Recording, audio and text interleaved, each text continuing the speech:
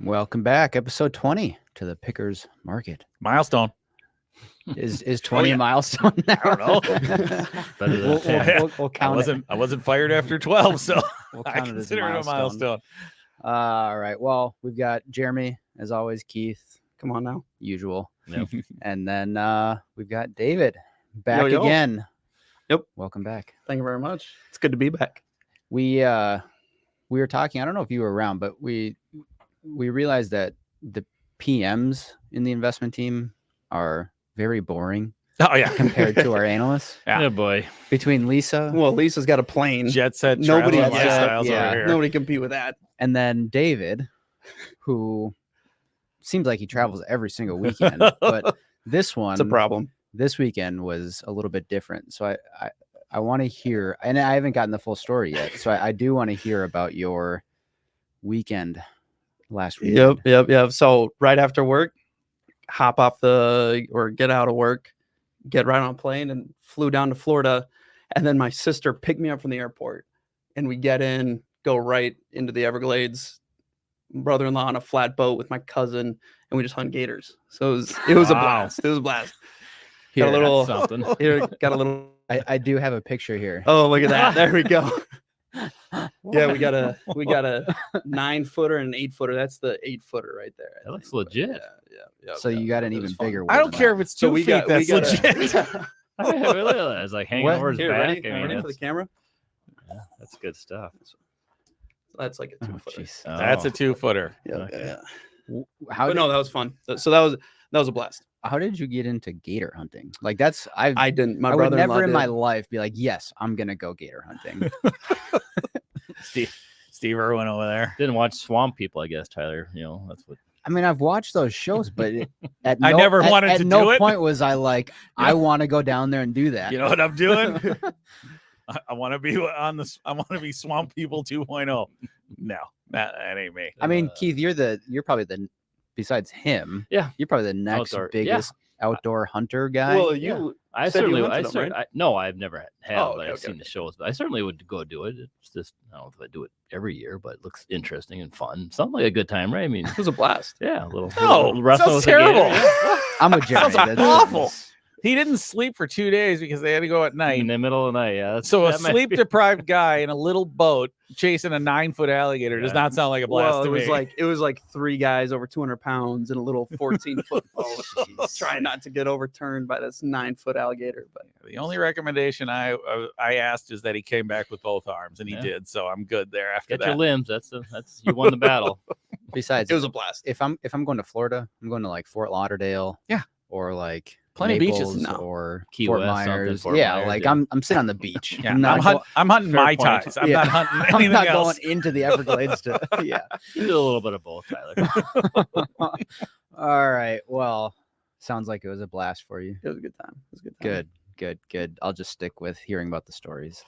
My hot button topic for today, and obviously it's probably the most, as of recording, it hasn't reported yet, but today is the day for NVIDIA. All eyes are On watching, it, yeah. because I mean it's up 167% over the last year, I think, and the S&P is up what 20? That seems 25, good, 30, right? yep, yep. I'm not a professional. Well, That actually, seems I am. But that's 167 seems good. Yeah. I'm gonna go. Any time period, yeah, that sounds pretty good. Yeah, and I think it has more impact on the markets than even like the Fed does, especially Powell's speech last week at Jackson Hole. I think there's more impact of what NVIDIA has to say on their call and in their guidance for earnings than does For sure. anything else. Yeah, the amazing economic. part to put in perspective is I think it was 500 billion like a little over a year ago. Now it's 3 trillion. That's Almost. unbelievable. So I mean It's that's so that's just unbelievable. mind-boggling. I mean, you can hear a smaller cap name going up that much, but such a big name to have that kind of performance is crazy.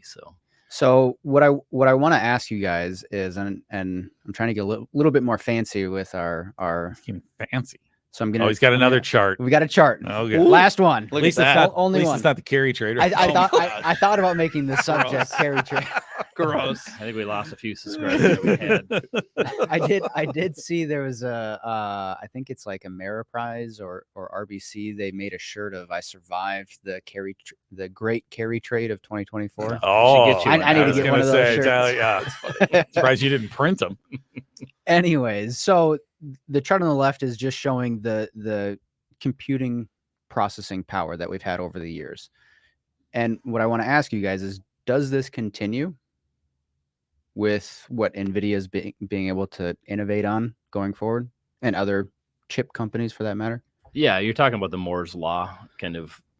I've been hearing about that for 15 years, the doubling, and you would, it's been around forever, I guess. Yeah. But I'm just saying, but in the industry in the semiconductors, it's like, oh, okay, chips shrink and get more powerful, and it's like at some point in time, 10 years ago, they're saying, no, that's going to slow, and it hasn't yet, but you would think at some point in time it might. I mean, we're getting pretty fast. So Moore's Law is basically just doubling every 2 years, right? That's the concept. Yeah. I mean, problem I have with this chart, I'm gonna do a little chart crime here, is that it's a linear chart. It's not a growth chart, so it doesn't show you the growth over that time. So that thing's gonna go up exponentially, but the growth, from 200 to a million is big, but a million to 1.2 growth perspective is much smaller.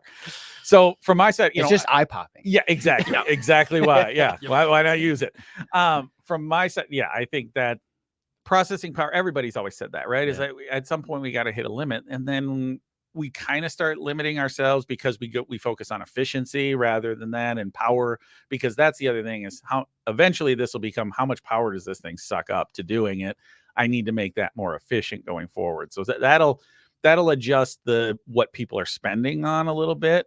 I don't think this goes away. I think technology is just figures out a way, for lack of a better term, is that Moore's Law we've been talking about it forever, and it's been relatively consistent, is that it does happen, is that we figure out a way to do it.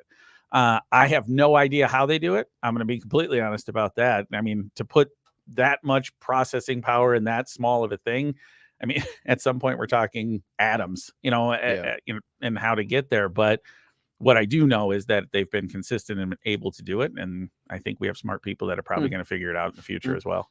Yeah.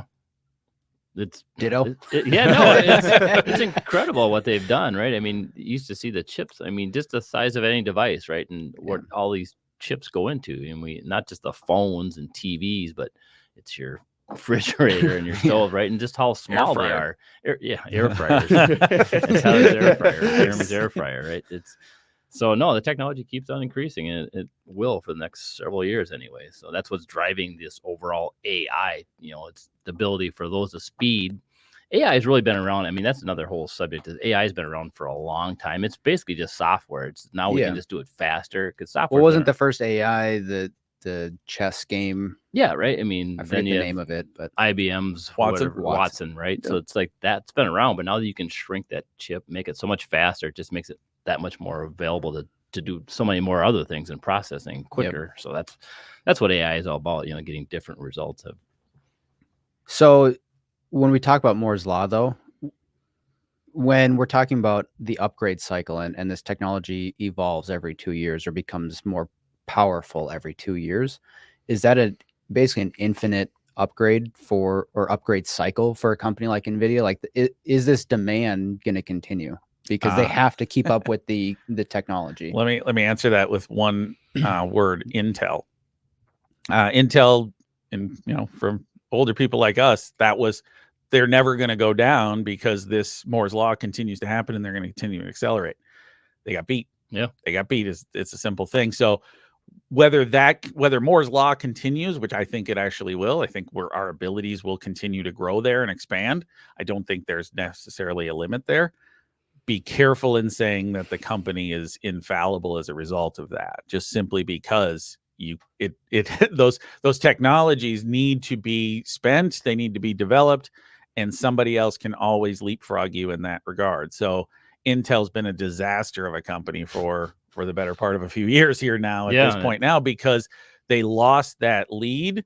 And then they tried to pivot into other things. That didn't work. But losing that lead was always the biggest thing, is that somebody superseded what they were able to do, and they have not been able to recover. So while the industry, I think it's a natural tailwind for processing power, It's not necessarily perfect for a company. It's just NVIDIA right now is definitely the leader of that pack. Yeah, you go back a few years and AMD was barely hanging on, and it was the reason they hung on is because Intel actually kept them in business. Yes, kept them in business, so they weren't a complete monopoly. NVIDIA right? was, And NVIDIA was just a niche player. They were just, the Xboxes. Yeah, they all were just gaming. So it's like all of a sudden they got ahead of Intel and their technology and development, and that's exactly what happened. So, I mean, ultimately, we talk stocks here. That's where you have to, whether it's Moore's law and increasing, we care about what impact they have for the stocks. Now, kind of alluding to just because NVIDIA is in the lead now, does that mean they're always going to be in the lead? Yeah. I don't necessarily think so. And at some point in time, it's going to be pricing, which we could worry about. It's like, okay,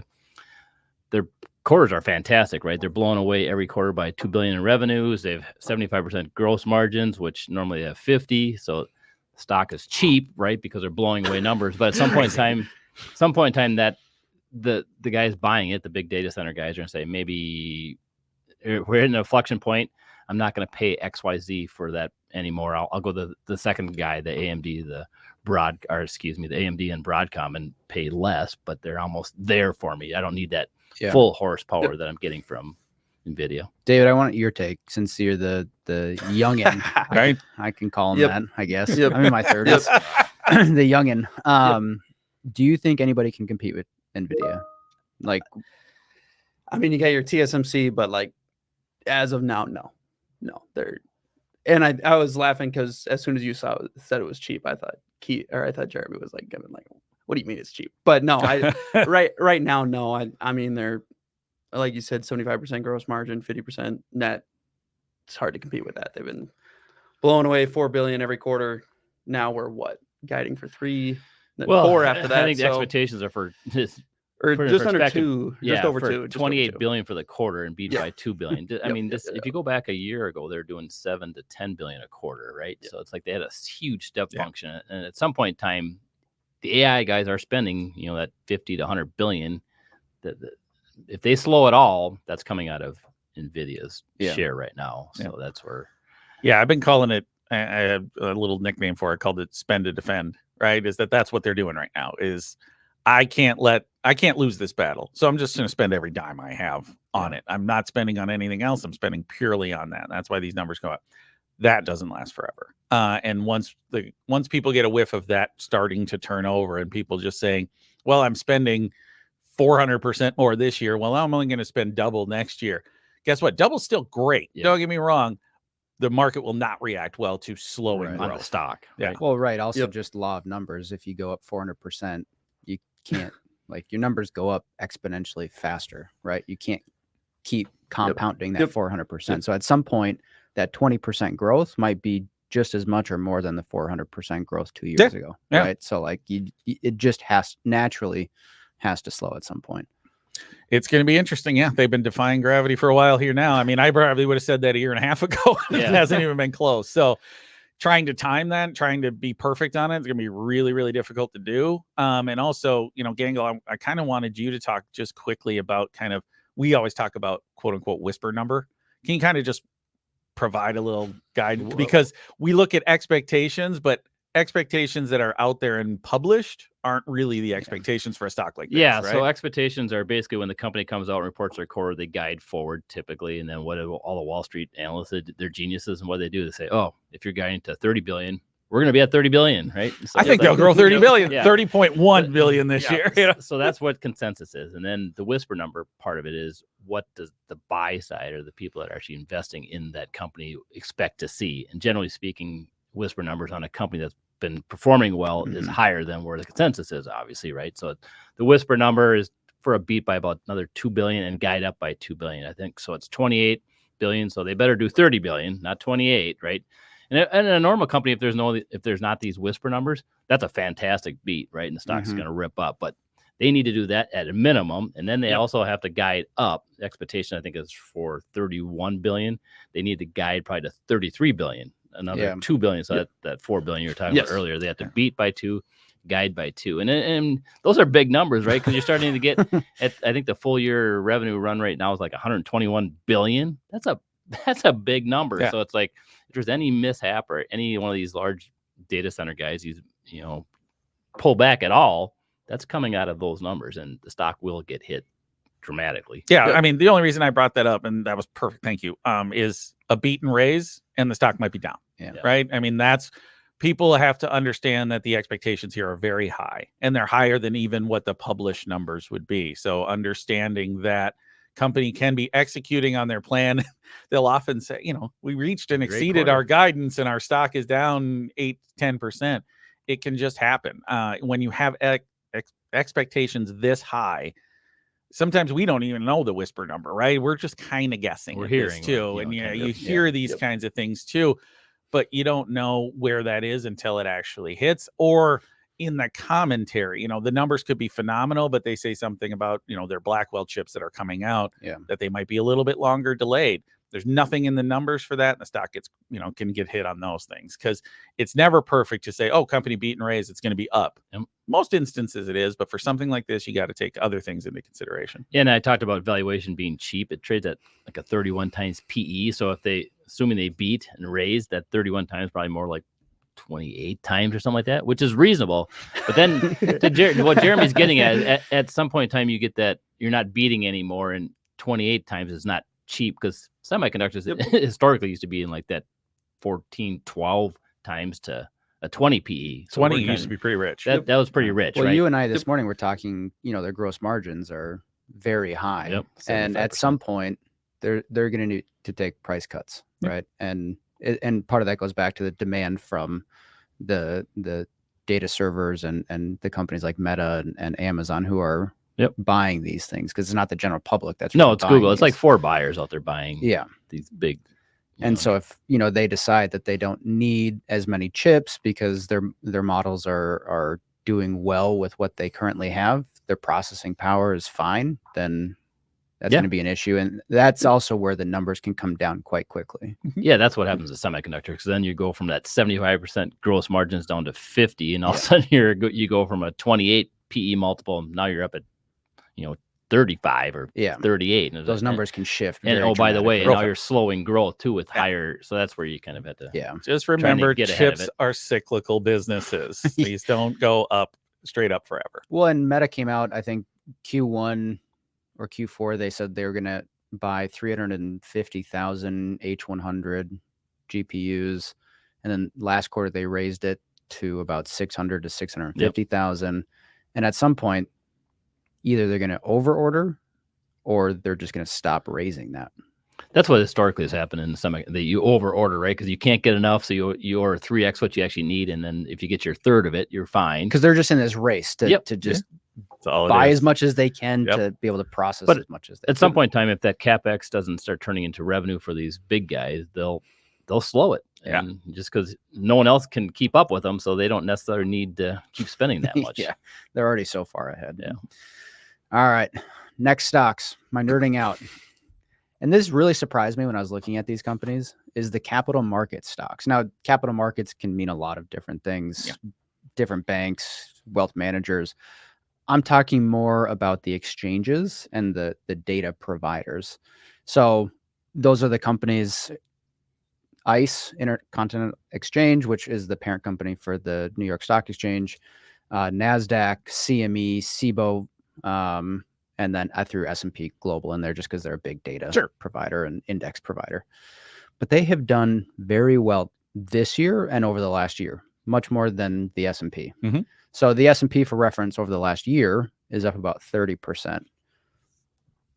The only one that has not outperformed that 30% is CME Group. So what I'm curious for you guys to talk about is, what are those drivers of these companies? Like, is it just pure trading? This section will be sponsored by Jeremy. This is right in Jeremy's wheelhouse. Like those tech names we've been talking these are about. my jam. Mine. This is Jeremy's jam. These are my jam. I figured I had to give one for Keith. One for Jeremy. These are my jam. I really like these companies over longer periods of time, and it's because the word you mentioned before is that the data they provide. So it used to be they would very much flex based upon volatility in the markets and all that, because you get increased volatility, you get more trading, they get more revenue, right?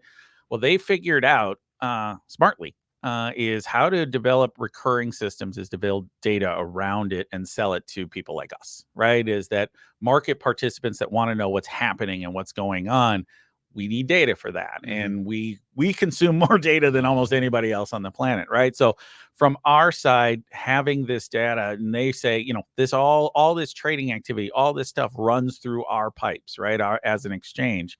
And so they were like, well, we can give you knowledge about what people are doing, what people are transitioning into. And guess what? You don't turn that off when you have a little bit of a soft cycle. You keep that going forward. So it becomes a subscription business. And as you all know, subscription businesses are just generally pretty valuable. Yeah. These also tend to be incredibly high margin businesses. Like we were talking about NVIDIA before being a 75% gross margin business. These are 60% operating margin businesses. So not quite as high, but they don't fall like NVIDIA would do in a pricing cycle. Yeah. The pricing cycle for these is you're going to pay me 3 to 5% more every year. Pay it regardless. Yeah. So these that's not to say they're infallible, but they are really good companies to own over longer periods of time because they have a pretty deep moat, right? It's tough to say, especially since you're mandated to trade on an exchange. Now you can trade on multiple exchanges, but because it's hard to say, well, I'm not going to use them. Right. You kind of got to use them. So they're just good businesses in that regard. And they tend to be, as you said before, they kind of sit in financials. I kind of think of them a hybrid as financials and technology. Yeah. But from the sitting on the financial side, this is where people will hide out when they're nervous about cyclical elements and recovery and expansion and versus decline and all that stuff. They'll just be like, I can own these guys and probably be okay. But again, not infallible, still subject to like the volatility component of that is that their revenue can go and they're high fixed cost models too. So if volatility dries up or, if trading dries up for whatever reason, there's still a lot of cost in the model and those margins can come down a little bit, but nowhere near the elements of other businesses. So I just generally think they're good businesses to hold over longer periods of time, but they do have ups and downs. And usually what you see is when people start to think about expansion and recovery, they go out of these names and into things that'll have better upside going forward. Do you own any in the G50 right now? ICE. We still have ICE. We used to have CME. So I just sold CME this year after owning it for several years, actually. That was on interest rate, so CME is much more affected by interest rate volatility and ICE is a little bit broader. So ICE just bought a mortgage company, again, under this data kind of component, right? They bought it at a time when mortgages started to go out. So ICE struggled for a while. And that was actually my entry point to buy it because I was like, eventually people are going to want mortgages again. And I think this company's probably going to be better on the other side of that argument. So I bought ICE and then selling CME. It's a name I would enter into any of these names that you mentioned at some point. It's just where is the right valuation? Because this is another one because of their kind of recurring revenue models, relatively boring businesses, but good businesses. If you can get them on the cheap, usually that's when you get them on a better side and you get better upside as a result. So that's what I look for here is valuation is the predominant driver of what I buy and don't buy in this space. But I like all the names. I like all the businesses in there. Valuations right now are not cheap. Cheap. I looked at them. They're anywhere from 21 to I think the highest was maybe 31 times PE multiple. Yeah. But they're all growing anywhere from that high single digit to low double digits kind of on EPS and sales. So this isn't NVIDIA though, is that, they're not going to blast numbers out, right? No. They're not going to beat and raise by $2 billion. Exactly. Nowhere near that. If they beat and raise, it's by a couple percent. Usually they're pretty conservative in their guidance anyway. So from that side, these are companies you can just hold over longer periods of time, kind of weather the storm kind of things, buy them opportunistically, sell them when they get, very, very expensive. But kind of play the levels more than having to, worry about really massive cyclical changes. Well, like ICE, for example, I think their growth earnings CAGR over the last 10 or 15 years is like 16%. Yeah, not bad, right? So like a 21 times stock, if you can get 16% growth and the market's trading at 21, 22 times. Yeah. That on average grows 8, 9, 10%.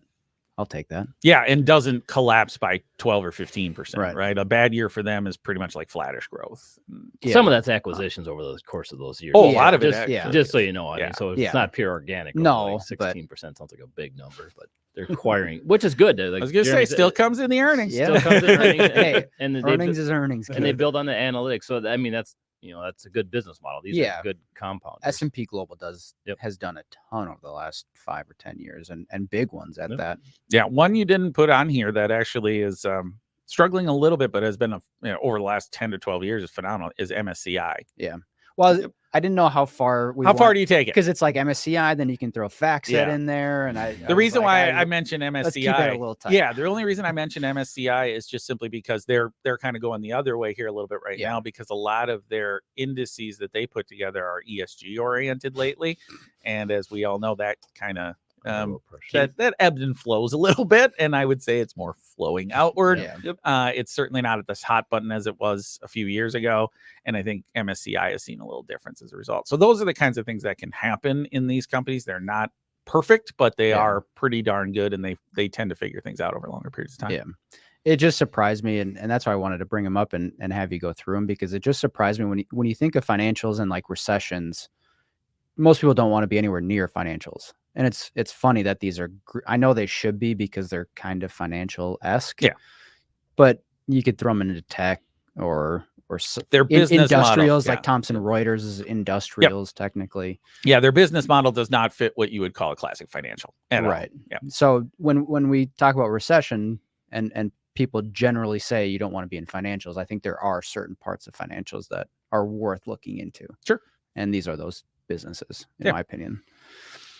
Speaking of expansion, we got the NASDAQ, we got the New York Stock Exchange. What happens when the Texas Stock Exchange opens up, or if it opens up? That was another thing on CME. So CME was probably because they're looking at pricing being the biggest concern, right? Is that, we take exchange traded volume over here, we're going to be lower cost. We can pull from that exchange to another. There is a potential that could happen. It has rarely happened in the past where there's been massive disruption from an entrant into the business. It certainly could happen. My guess would be, if it at all gets successful, one of these guys is going to dig into their pocketbooks and just buy it. Yeah. Now, now we're getting way into the weeds, but whether antitrust allows that or they want competition in that space, this is kind of its own little pocket, as they've been kind of ignored from an antitrust perspective, because as Gangl said, they've been buying a lot of stuff. You see a good data provider, usually they get swallowed up pretty fast. It would be interesting to see if Texas really, if that exchange really takes off and somebody tries to buy it, whether it would be allowed to. Yeah. That could be a negative for it. I don't know.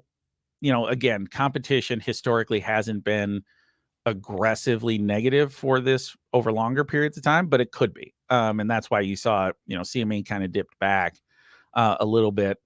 To be honest with you, if they got massively hit on those names and it started to get cheap, I'd probably buy them on that opportunity rather than sell on the worry. Yeah. To be honest, I haven't really looked much at this Texas. I've heard about it, but are they targeting something specific that they want to trade on this exchange? I don't know specifically. So. I mean, CME was considered the most so there must be some level of interest rate stuff. I don't think they're going for like the big, I don't think they're going after the NYSE. To be honest with you, equity exchanges are kind of the lower rent exchanges. The options and futures is kind of where you want to be. It tends to be a little bit better pricing there, and that's where people play volatility. I suppose Texas probably makes sense to have more of a commodity. Yeah, I haven't looked exactly at what they're offering yet, but that would be my guess. Cattle. But I think the bigger thing is that they're coming in and they're saying, we're going to expand the market. We're going to be lower cost. Come on our exchange. We'll make it better for you. So I think that's the bigger thing. Where they're concentrating, I'm not sure as of yet.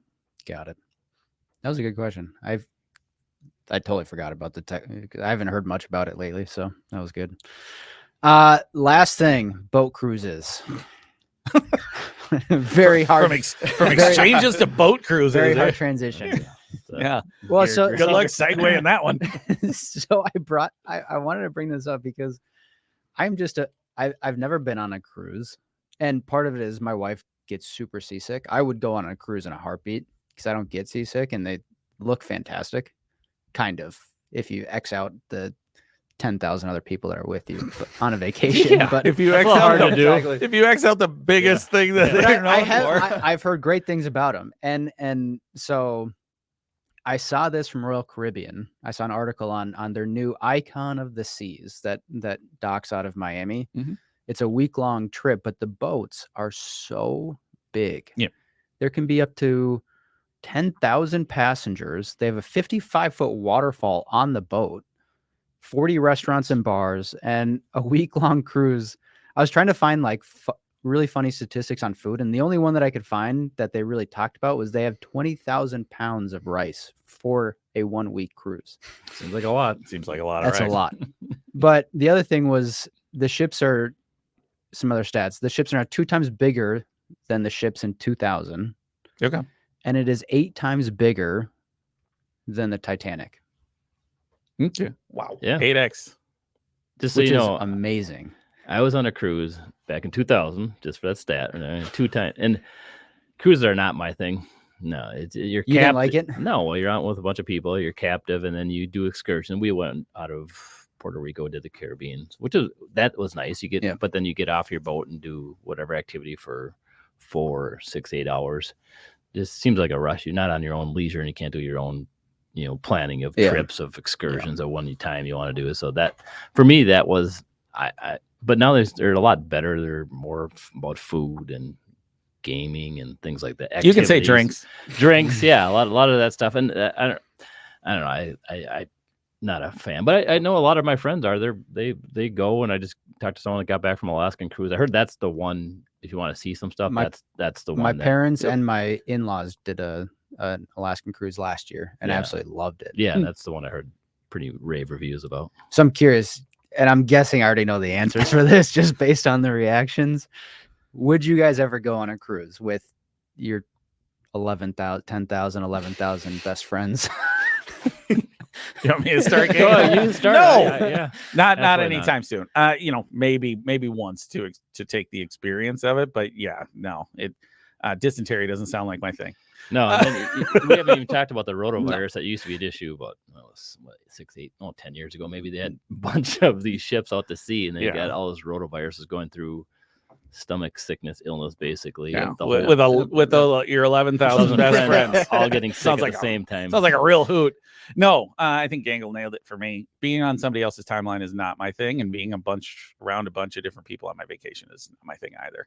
I think they're big enough that you're probably, because have you seen the rooms though? Yeah, the rooms are so small. But the purpose is that you're not in your room.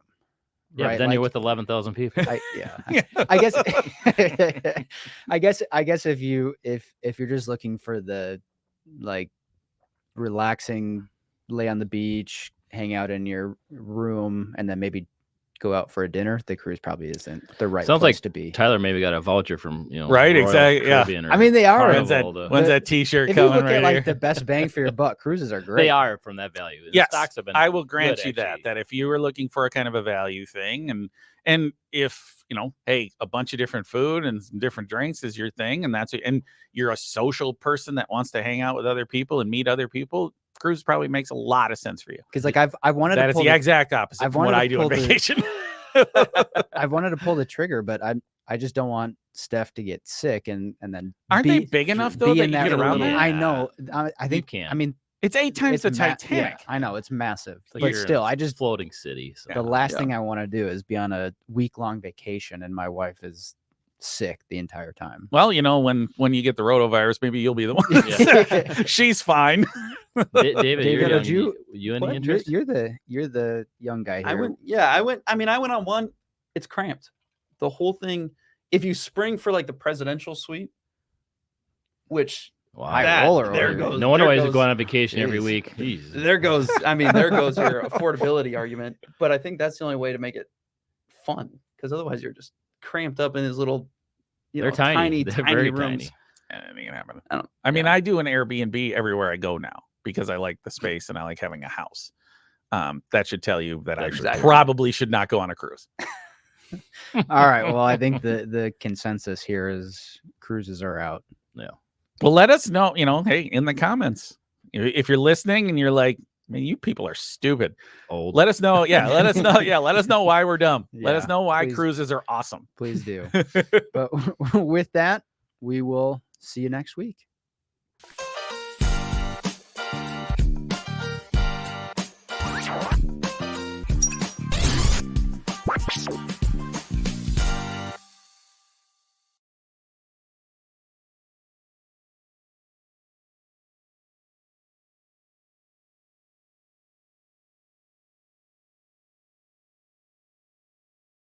Tyler is getting his.